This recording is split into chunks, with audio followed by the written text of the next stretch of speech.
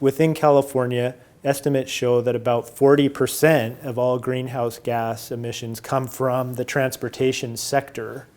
And so in recent last couple of years, the California Air Resources Board, or CARB, has taken steps to put forward ideas around how to reduce the amount of greenhouse gas emissions coming from the transportation sector. The governor signed an executive order, and one of the biggest changes will be that beginning in 2035, no new combustion engines will be sold. So it would be, at that point going forward, all new vehicles would be zero-emission vehicles.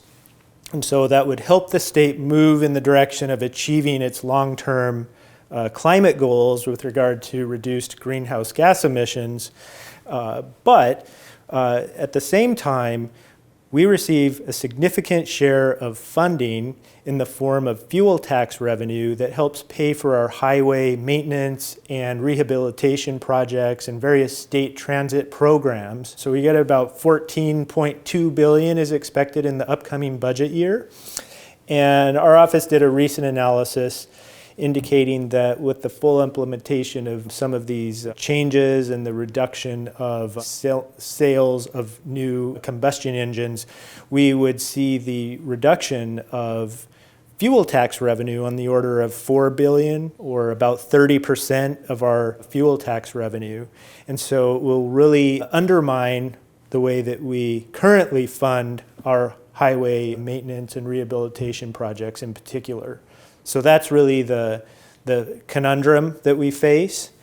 And when you think about what to do about this, there are a few options. One would be to raise the existing fuel taxes higher than they currently are.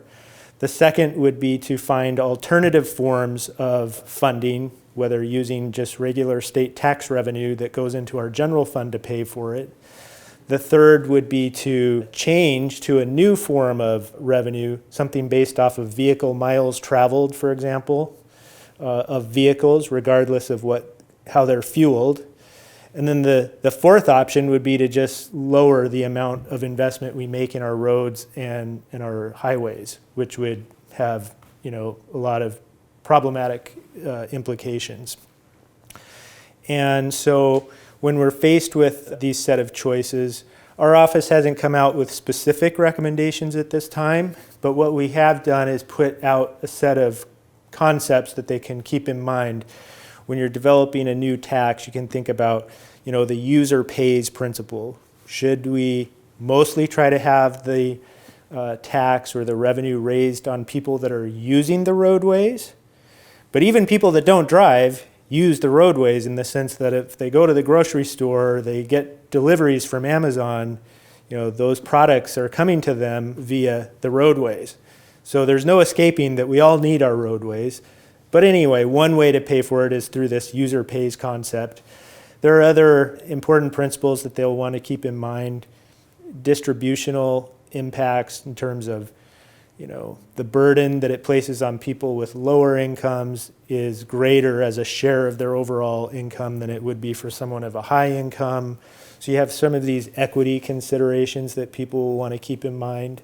And then you have even the cost of administering some of these programs on state government. So if we roll out a whole new system for tracking how many miles people are driving and different vehicles, there would need to be a whole new administrative apparatus in order to administer that, and probably some privacy considerations that people will want to protect and keep in mind as these kind of policies are developed. So there are various trade-offs that will have to be kept in mind, but I'm assuming that at some point we will want to move in some direction rather than just let our roads deteriorate. Unfortunately, if we don't support our highway maintenance and rehabilitation programs, there will be a substantial cost to consumers and Californians broadly, because the condition of the roads will deteriorate.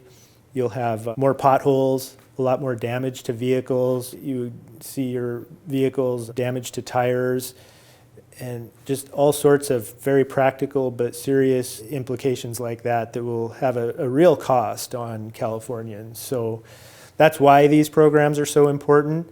And like I said, we currently get funding from the federal government and other forms of state funding, but this segment that we get from our fuel taxes is a very significant portion of it. It's a good 1/3 of the overall resources that go into these programs. Our office does try to draw out or draw attention to policy issues that might be facing the state in the coming years. And so that's part of our job, is to be kind of scanning the landscape for issues that, even if they're not immediately upon us, we think are coming. And some of them are complicated and require more than one budget cycle to address. And so we're trying to put this on their radar now so that people can begin developing the kinds of ideas that would be the best. So.